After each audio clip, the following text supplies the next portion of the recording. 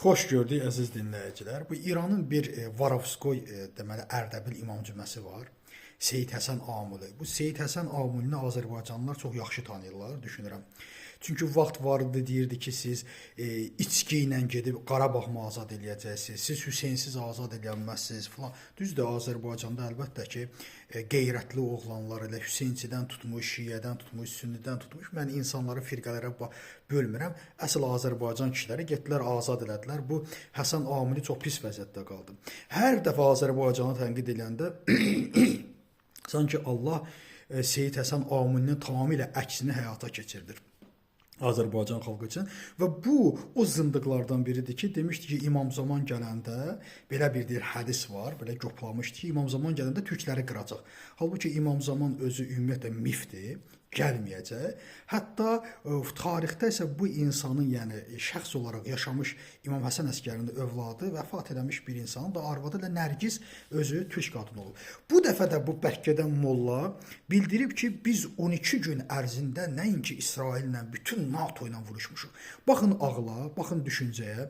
Eynən Rusiyanın, eyni Ermənistanda olan o geriləmə təfəkkürüdür ki, başlarına nə qədər dəydikcə yenə də gic-gic sözlər danışırlar.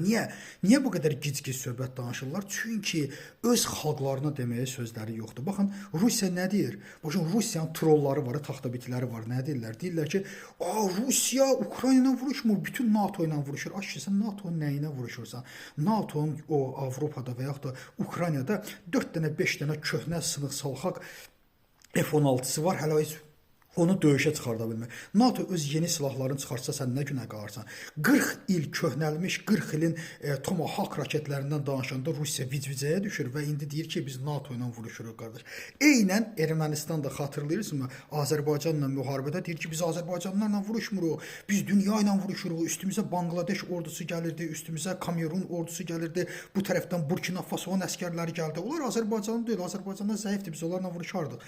Sadəcə olaraq biz bütün dünya ilə vuruşuruq. Eynən İranda da eyni baş, eyni təfəkkür, eyni zibillik, eyni necə dərlər o atxod. Nə? Biz 12 gün ərzində NATO ilə vuruşduq, bütün İran xalqını da aldatdıq ki, hə, İran xalqı görürsən, biz necə qəhrəmansan, niyə NATO ilə vuruşmalısan ki? Bir də xəstəsənmisən, niyə bir dövlət bütün dünya ilə dalaşmalıdır? Əgər bir millət də gedmir, bir hakimiyyət bütün dünya ilə dava edirsə, demək onun siyasəti yanlışdır da. Yəni bir nəfər səhv ola bilər, 2 nəfər səhv ola bilər. Əgər bütün dünya səni ignor edirsə, əgər bütün dünya səni lənətləyirsə, sən bütün dünyada Rus olaraq çıxa bilmirsənsə, Fars olaraq çıxa bilmirsənsə, bu sənin geri zəkalı siyasətin nəticəsidir də.